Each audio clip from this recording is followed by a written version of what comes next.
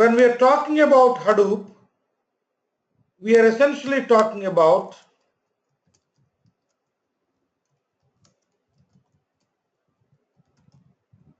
client server or master slave architecture.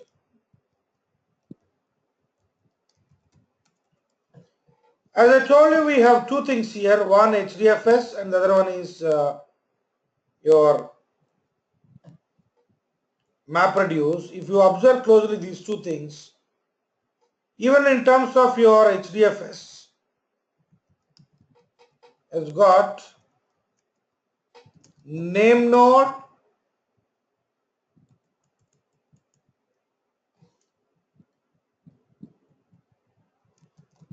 secondary name node and data node. These are the daemons. I'm introducing the terms now, don't worry for these friends. Job tracker, and we have something called task tracker. So name node and secondary name node are considered to be master, and this one also master, and data node is called the slave. We have in any master slave architecture, you know very well, in any master slave architecture, we will have one master and n number of slaves. Any typical master slave architecture you take, there will be exactly one master and a number of slaves. Even when it comes to your HDFS also, because with a centralized file system, what we have discussed, there will not be any client server here in the centralized file system, what I mentioned just before. But when you come to your distributed file system, see here, what is that they're saying? A distributed file system is a client server based application that allows clients to access and process data stored on server as if it were on their own computer.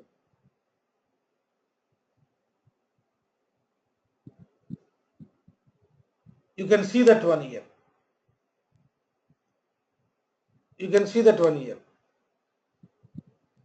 Ideally, distributed file system organizes file and directory services of individual servers into a global directory in such a way that remote data access is not location specific, but it is identical from any client. So, what you understand is, say, I am working with the Linux file system. I think every one of you has got some basics of Linux file system. I need not worry for that one, I believe. Some basic, I don't know. If any of you has difficulty understanding Linux basics, please go through that one, friends. It is very essential, important for our Hadoop learning process. Basics. You take Linux file system, you have root.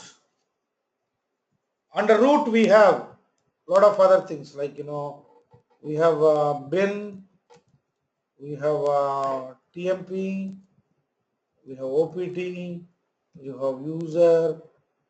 Lot of things are there as part of your file system under root. So everything starts from root only in Linux file system. Like how in your Windows file system you have C drive, D drive, E drive and all. You have this root as part of the Linux file system. Root. The starting point for your. Even you take a distributed file system, there will be exactly one root and you have a directory structure under that root. But physically, if you see, this directory structure is actually present on different machines. That is not an issue for us, or that should not be an issue for us. That is what you need to understand here, friends. Even you go to your distributed file system, though data is distributed across multiple machines, but how the data is organized is the same like how it is organized in your central file system. So imagine under root of your distributed file system, you have a directory by name tmp where this tmp is present, whether this is present on server 1, I mean machine 1 or machine 2 or machine 3 is not the botheration to us. So the entire file system looks to be the same like how it was before. When you are asked to give the access, or when you are asked to give the data of a particular file, it will bring the data from that specific location and give it to you. You never come to know in the background your data is sliced and stored on different machines. You always feel that their data is centralized. But truly speaking, in the background, data is not being stored on one machine. Why data is not being stored on one machine?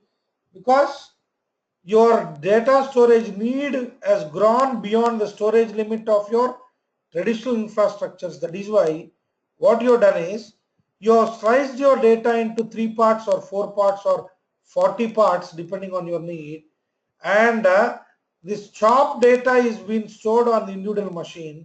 So collectively all this data is accessible to you at any point of time. Data no doubt is accessible.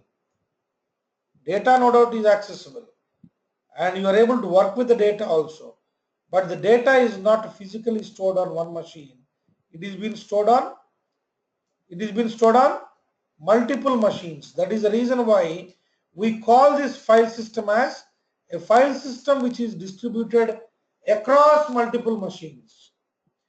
If you are able to understand the similarities and differences between distributed file system and a normal file system, it will be easy for us to travel to Hadoop distributed file system, friends.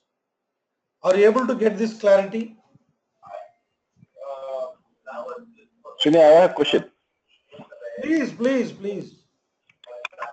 So we are talking about the master slave architecture. Um, let's talk about the infrastructure of the Hadoop architecture. In the data center, how many? So you're talking about the machines and all. What is the difference between a machine and servers? How many servers are required? Is it if you need like a big volume of data, how you're going to distribute within the servers or machines? How this infrastructure looks like in the data center for Hadoop? So I appreciate question being raised. So what I can say for that is, see, as I said, client server architecture and all, your data is being physically stored on multiple machines rather than on a single machine. That is where we are calling it as a distributed file system. Coming to the number of servers needed and all, it all depends upon your storage need. It all depends upon your storage need. So when it comes to Hadoop distributed file system, as of today, the largest cluster running with Hadoop is with Yahoo actually, is around about, I think it might have already crossed, if I'm not wrong, around 13,000 servers as part, 13,000 servers as part of your Hadoop cluster. Still that number is growing, no problem. Even if the number is growing, still the master is the same. The master is the same. One master, and under that you have all the slaves. So your number of slaves depends on your actual need. An interesting thing here, these slaves can be added by you at any point of time without any difficulty. It's seamless. I can say it is a seamless. It is a seamless storage. So as and when your data need increases, you add few more slaves. The same like even in the real life. In the real life, how it is going to be? When you have more work, you employ more people. You see this diagram?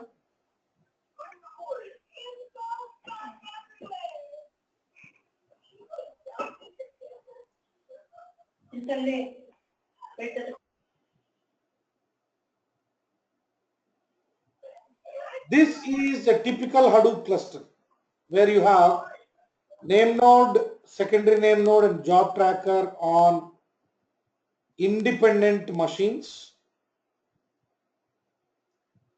because they are the masters and usually they demand more resources. They are high configured machines. Whereas your data node and task tracker both going to coexist. Both going to coexist. Your data node and task tracker both going to coexist on the same node because I want to achieve data locality. Where data is there, there only the processing also will happen. If I need to achieve the data locality, definitely I need to have both data node and the task tracker which actually process your data, which actually stores your data. Data node actually stores your data. But what name node is going to store? Name node is going to just store the meta information. Like this is a file, where it is been stored, into how many blocks that is been, all those details being recorded or maintained by your data node. The task tracker, the task tracker is actually going to take the pain of processing the data that is present on the same node. It will not dump the data to, collect the data from different sources and put it on one machine and process it. That is practically not possible. Getting all the data from all the sources, putting it on one machine and processing it is practically not possible. That is the reason why we are going for distributed file system. That is the reason why we are doing all this pain of master slave and all these things. As it is not possible for you to store the data on one machine that is pertaining to a centralized file system, we are moving to distributed file system. But coming to your question specifically, this is dynamic. This is dynamic. As and when your need increases, today your need is to store 2 petabytes, assume, and that has been increased to 3 petabytes. You are going to add few more nodes to your cluster and increase the storage space. Along with the increase in the storage space, we are also increasing the processing capabilities because whatever the nodes you are saying now, they are not just storage nodes, they are also computing nodes. That is why I technically call them as servers. All these are servers. Whatever you are seeing here, data node, dn plus tt, what you are seeing here, all those are servers basic. But they are commodity servers, not expensive database class or enterprise class database servers. We don't need that level of hardware infrastructure for storing your data because of its own reliable nature. Even in the event of any node failure, still data is being made available with the help of or with the support of replication and all. We see that later. But in terms of the storage need, this is truly elastic.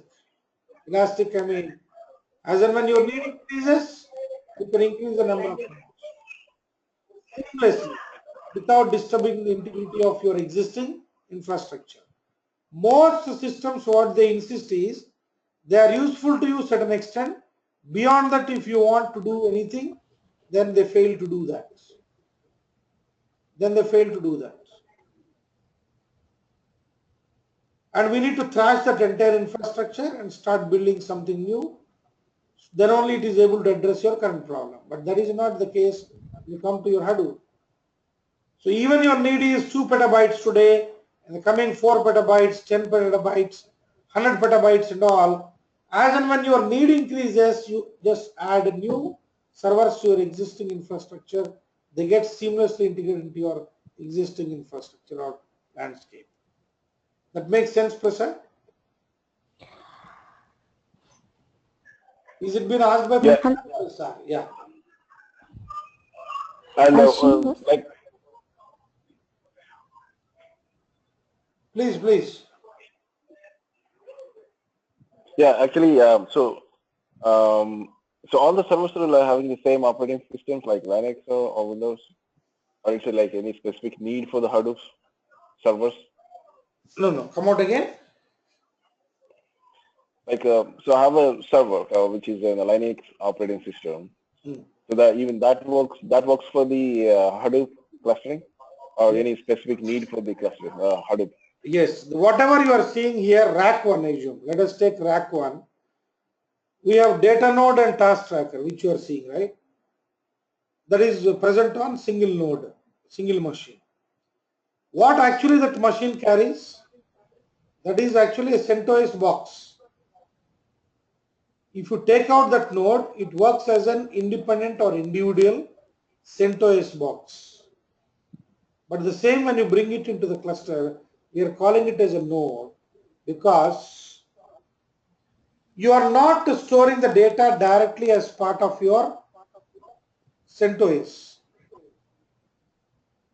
That is the reason why when you are bringing new hosts into your cluster, we are going to do the deployment or configuration on the node. What we do is we are going to set up, that is where the beauty part here, friends. That is where the beauty part here. On the top of your CentOS or whatever, let me take CentOS because this is a popular choice, CentOS or Red Hat. These are the only two choices. CentOS I take assume. I have one machine where it is installed with CentOS. Okay. This I make it as a part of cluster. Then it becomes a node. Right? So what happens is when I bring that node into the cluster, I deploy the client config or attach, what is this called?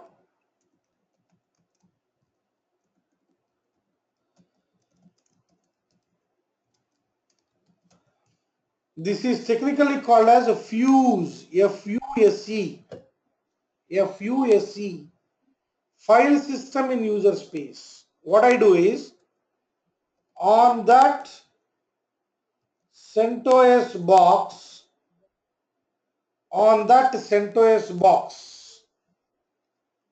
we set up fuse. That is a file system in user space, not at the kernel level. Because at the kernel level, what file system we have? ext3 file system we have. We will not be disturbing that. If you need to disturb that, then you also need to develop something called,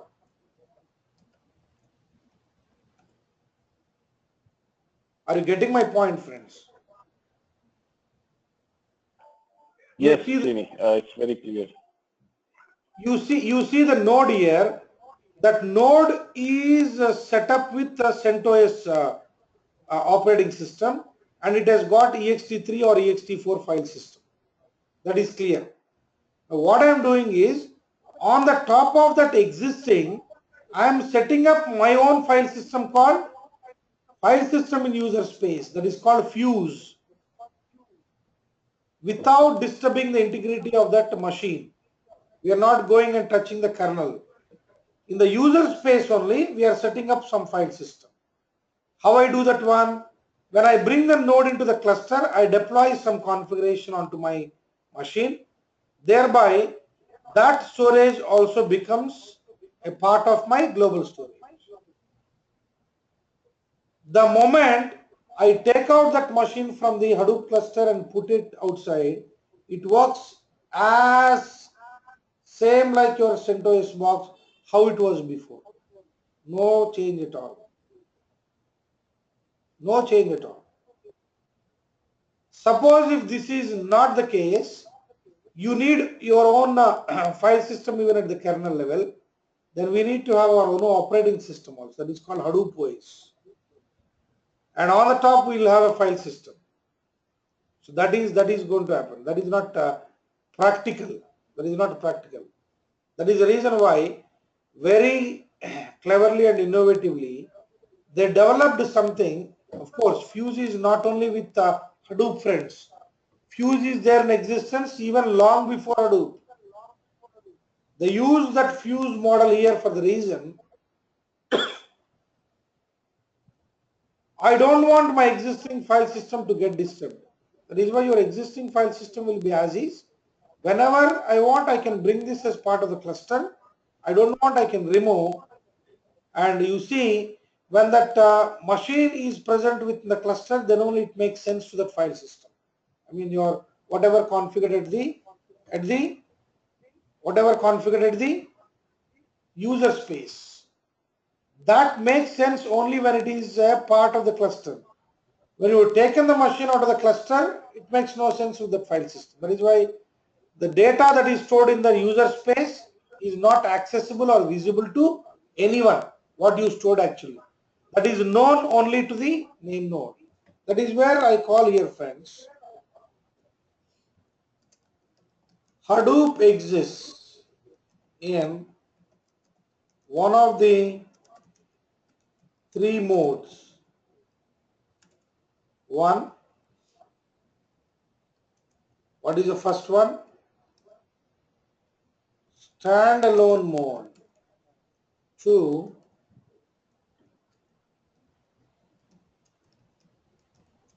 pseudo cluster mode. Three,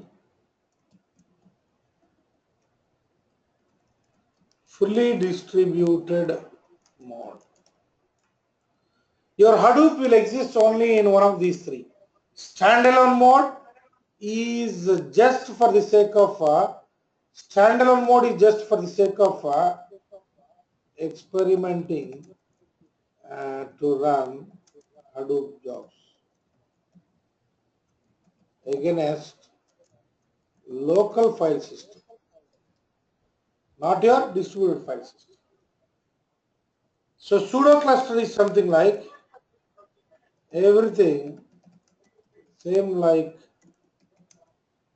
cluster except replication factor. Because of the reason why the replication factor is not present, no point in replicating the data on the same node. On a pseudo cluster, we set up everything on one node. What all the daemons that I mentioned just before, 5 daemons we call them as. Daemons are nothing but the services running in the background. We are able to feel their presence, but we are not able to see them. Of course, we can go to the task manager and from there we can see the Java process running and all. We get that understanding. But hope you are getting the point, friends, what I am sharing here. In the pseudo cluster mode, you have everything except the data replication because there is only one node present in the pseudo cluster. As a result, I will not be able to establish the replication factor because if that node is down, even you maintain 2 blocks, I mean one the original one and the other one is the replicated block. If that node is down, everything is down. I will show you a classical diagram for that one, friends. What I mean by replication factor, I will show you. Then you will be able to understand why I am talking about that one. You will get the clarity. Look at this diagram, friends. Your data on a Hadoop cluster is going to be stored like this. You know very well. Let you take your entry file system, your entry level file system, or you take advanced file system, or the very modern file system, ultimately it is a block architecture. Your entire storage space is divided into uniform blocks, maybe of 4 KB, 8 KB, 16 KB, 128 KB, 156 KB, something like that. But ultimately, your entire storage media, is uniformly sliced into blocks. Block size could be anything. And when I look at the data in the form of blocks, when I am about to store a file, your operating system is going to decide. Or in the case of Hadoop, your master is going to decide. What is a master here? Name node is a master. Oh, you want to store a file of 2 TB? That's fine. I chop this 2 TB data into uniform blocks of whatever the size, 64, 128, 256 MB. That is configurable parameter. I store the data in the form of uniform blocks, and where those blocks are present, all the data I keep it with me. That is why name node is technically called as single point of failure. When name node is down here, you see here friends, I want to access my file called foo. Who knows that? I want to access a file called foo. Who knows that?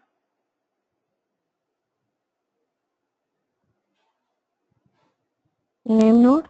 Absolutely. Name node. Because name node is the one which is maintaining the file called foo, and it knows that this file called foo has got 3 blocks, and those 3 blocks are present on these nodes. That information is known only to the name node. Suppose if the name node is down, what happens? Not accessible. No, if the name node is down, what happens? Your data will become inaccessible. For the reason, nobody knows, right, where your data is being persisted or stored. Now the challenge is, suppose if my data is being chopped into uniform blocks and stored on different machines, for any reason one machine is down, please observe this concept very clearly friends. These are the basics. For any reason out of my 500 nodes, one node is down. The data that is supposed to be present on that node is not available. I don't say is gone, but for any reason if the node is down, the data that is supposed to be on that node is not available. Can you ignore the data and start processing your data friends? Thinking that 99% is available, only 1% is missing, leave that one, we process the remaining data. Are you going to think at that level?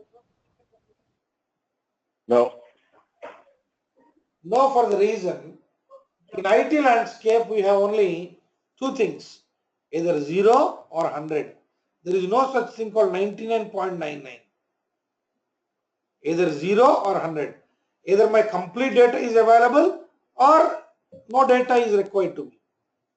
It is not that 99% is available, let us proceed further. That will never happen in the IT landscape. Remember friends. Now, why I am discussing all these things? Your data is chopped into blocks, and those blocks are persisted or stored on different nodes. For any reason, if one node is down, how I can make my data available?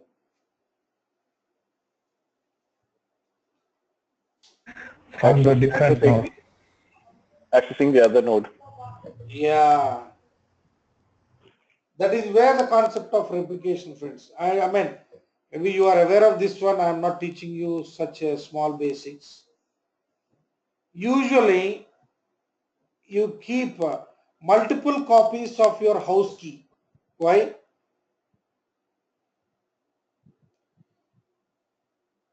A copy of your house key is with you, with your wife, with some of your close friends living in the same town or city, whatever it is.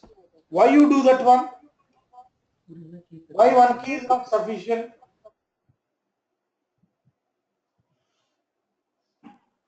If someone is not available, then When that is they'll go. lost, everything is lost, right? You will not be able to get the chance to enter into your home, or accidentally somewhere it got misplaced, not intentionally, accidentally, or you left in some other city where you went just before, you left your key there. Till then, what you do?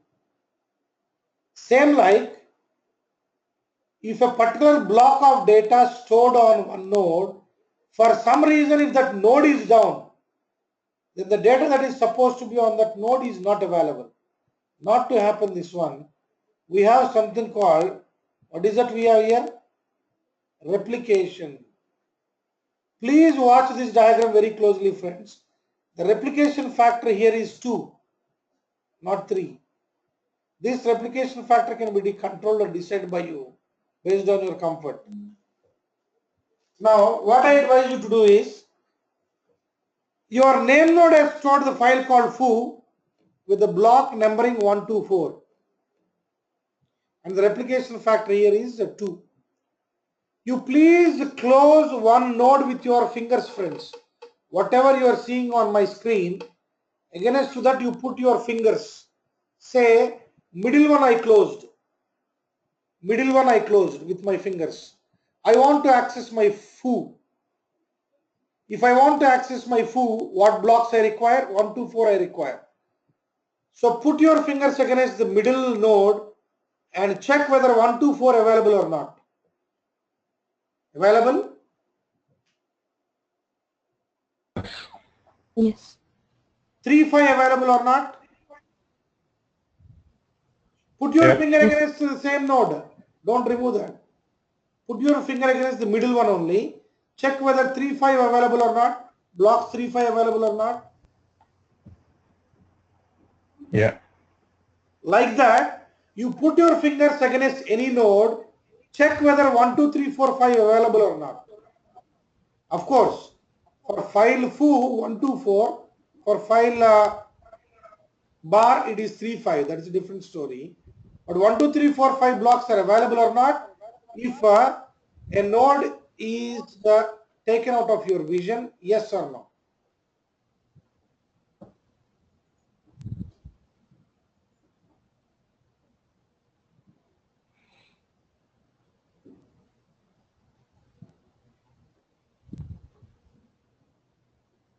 Yes or no, friends? Yeah. Now you may ask me one thing. Hey, Srinivas, who is going to take the pain of distributing the data like this, and who is going to take that pain? You need not take the pain at all. Your job as a Hadoop developer is only to store the data, that's it. Whenever the storage need arises to you, bring that file and store it, that's it. You are least worried how this file is being sliced into uniform blocks and how those blocks are being stored on the cluster with the concept of, what is the concept here? Even if one node is failed, still the data is being made available. The replication factor is 2 here. But usually on a Hadoop cluster, we maintain the replication factor to be 3. You want, you can also make it 4 and all, but 3 is the replication factor with which we set up the cluster. Most clusters, wherever I work, something is really important and all, different thing. But otherwise, your replication factor is being maintained at 3. I'll show you. Where you configure that and all, I'll show you. Don't worry for that. If my replication factor is 3, I will have one original copy of the block and 2 other copies at different locations. And that to be in such a way, friends, you need to understand, not only, I don't know whether you have noticed this diagram or not, you must actually ask me these questions. But very unfortunate, I am only raising the question, I am only giving the answer. That's fine. I can understand. But going forward, I expect you to put questions in the class so that I'll be more attentive. Otherwise, any of these people not going to ask any question. I know how to handle it and I take it forward. That doesn't make sense. Srinivas, Yeah, please, please. I have some basic questions. Can you go to that notepad? Yeah. Can you go a little bit up? Little bit up. Top, yeah, top.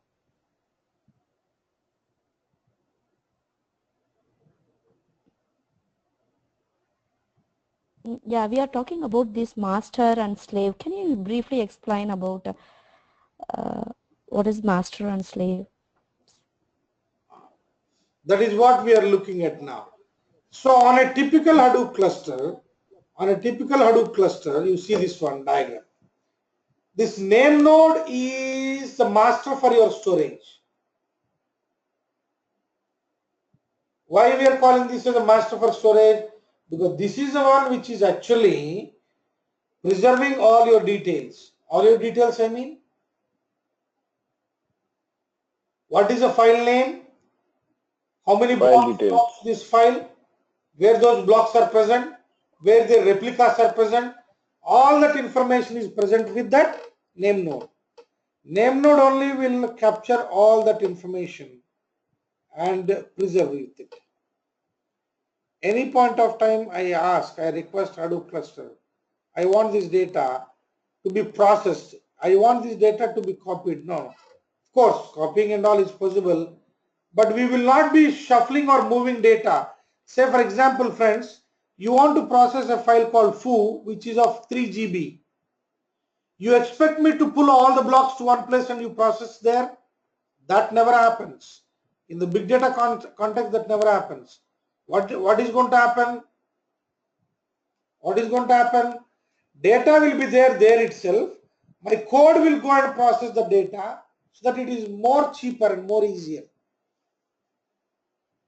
That is what we call it as data locality. Of course, there are many questions that arises in your mind with this discussion, but there should be some point to discuss all these things. That is the reason why we have, though it is painful to you to understand these technical terms, but believe me, friends, in the next couple of sessions, you yourself becomes thorough.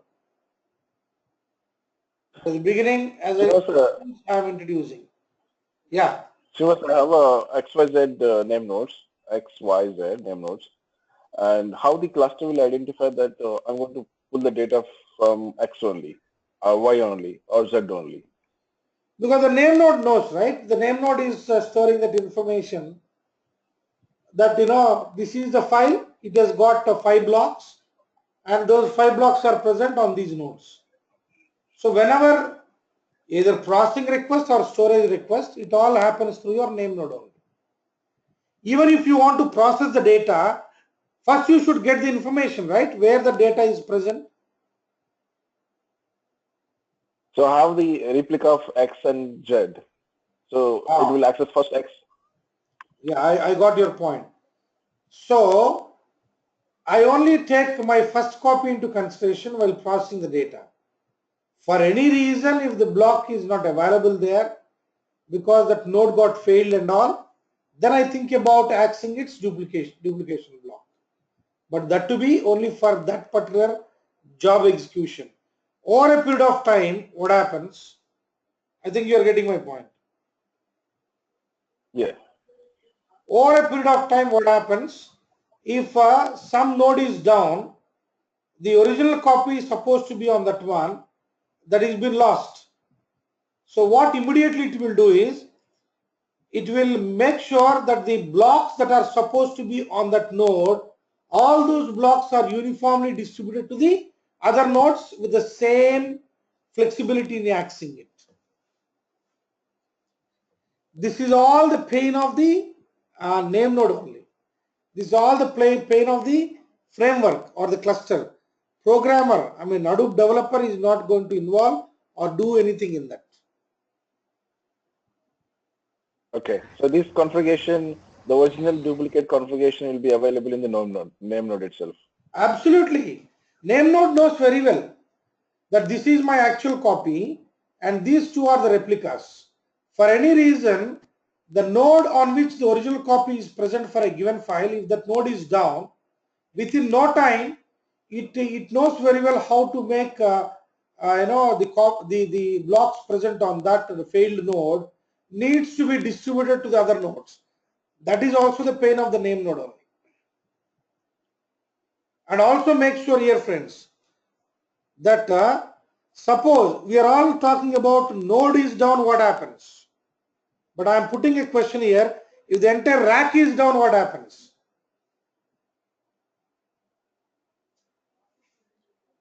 Rack is nothing but a set of servers put together, we call it as a rack. You'll have a vertical box, all the servers, around 22 servers, something like that, connected to the switch, and that switch will have uplink that is connected to the next switch. That is how we build the cluster. Suppose if the rack itself is down, I mean the cable got cut issue, or something went wrong with that rack, then what happens? Suppose for a file, all the 3 blocks are present in the same rack. For a particular file, the blocks and the replicas are present in the same rack. Then what happens? You didn't get any data from any node because all servers are down. So how could you can get your data? That is the reason why I am going to put the data in such a way it is rack aware. Even for any reason, if the rack is down, still your data is being made available. That is the reason why two original copy and other copy it may keep on the same rack, but one more copy it always keeps in the different rack.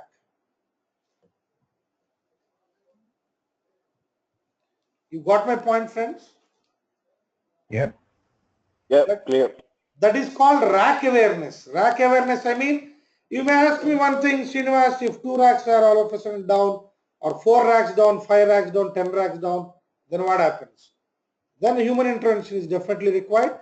Your cluster will definitely be unavailable for that 1 hour, 2 hours, or half day, 1 day time. No second thought, because everything will have a limitation. You cannot say, take it for granted. That is not possible. So I am taking enough care. If a node is down, no problem. If the rack is down, no problem. So you may ask me one thing, Srinivas, who is going to take all this care? Absolutely not the responsibility of the developer. It is all the responsibility of the framework. That is what the beauty part of Hadoop, friends.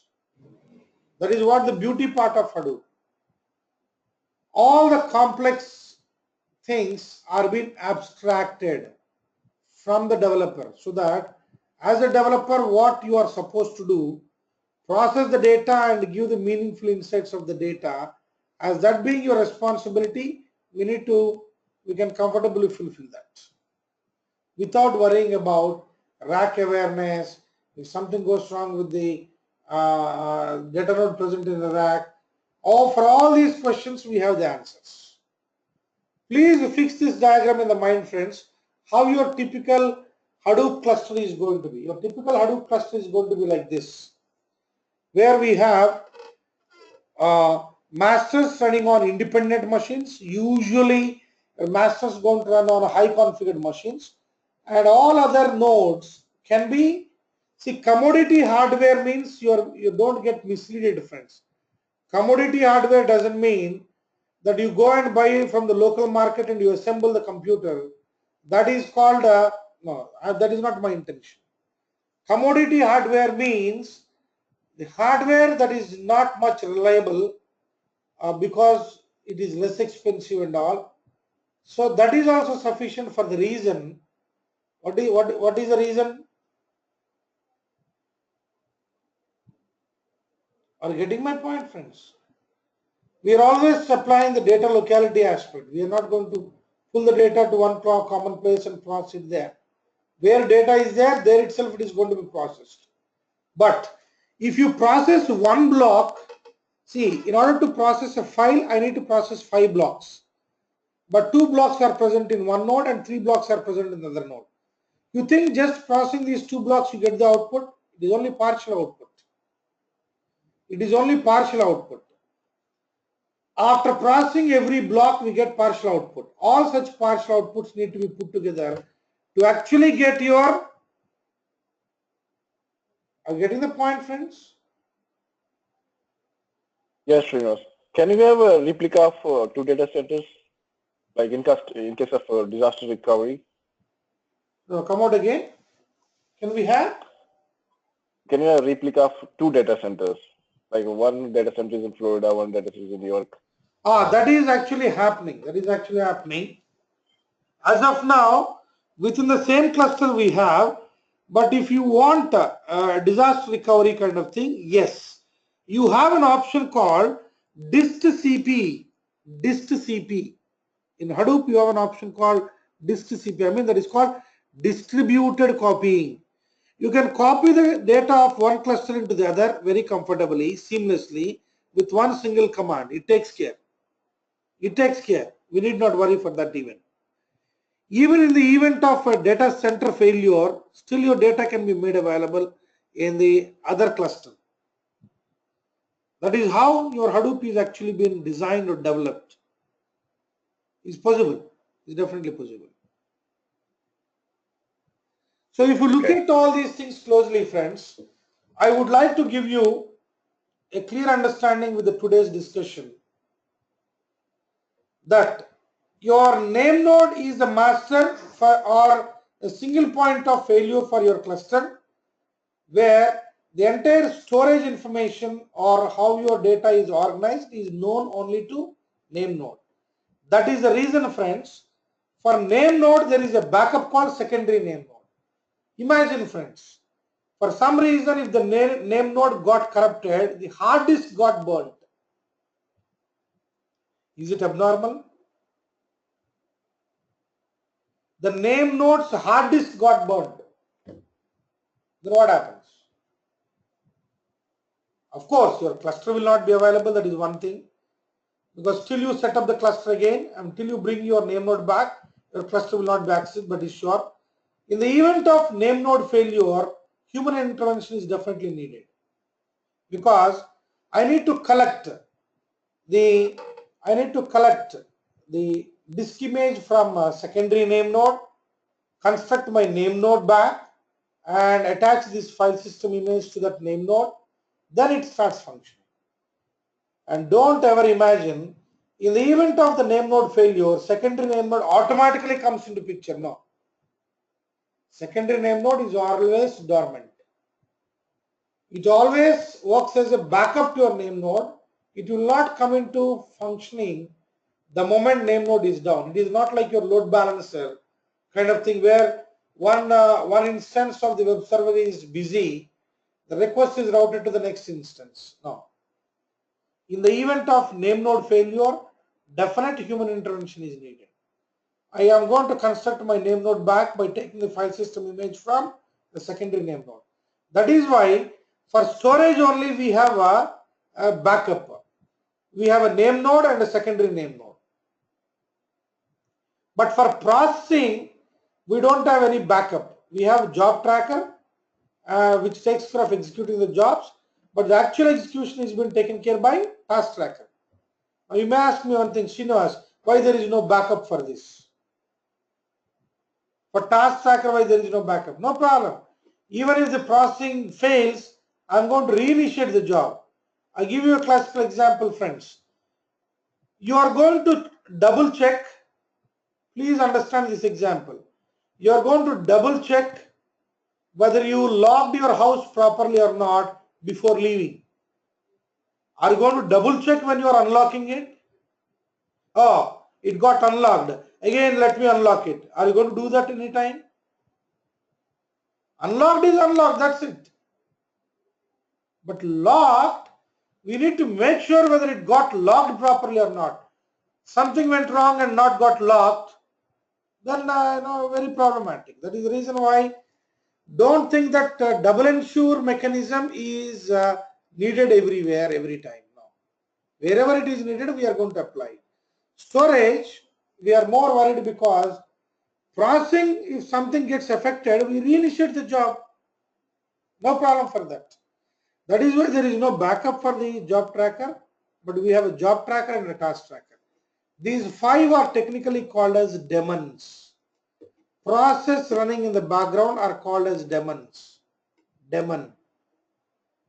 Process running in the background. process running in the background. That is called a daemon basically, whose presence can be felt by you only when you access the service or when you get the result from the service. So look into this diagram, friends. You will be able to definitely understand that the daemons what we have here, 5 daemons. We need to study in detail about 3 daemons first. What are those 3 daemons? Name node, secondary name node, and data node. Once we are done with HDFS, then we can talk about processing part. So we are going to concentrate only on storage part till we are comfortable. My processing part will be introduced only after successfully understanding the storage part. So probably in the next session, what I can do is, I can show you how you work with your pseudo cluster and work with your basic Linux commands as well as the distributed file system commands. But before that, I want you to understand one thing, friends. What is fuse? File system in user space. It is called fuse. File system in user space. What do you mean by that? Please try to understand, because let me discuss anything at any level, until and unless you get your own visualization, we will not be able to get that feel. That is the reason why I'm asking you to do your work from your end. Will that be okay, friends? Yeah. Yeah, sure. So probably the initial 1-2 sessions, I may be a bit slow to bring everyone onto the same platform. But once we are done, we go at a different pace.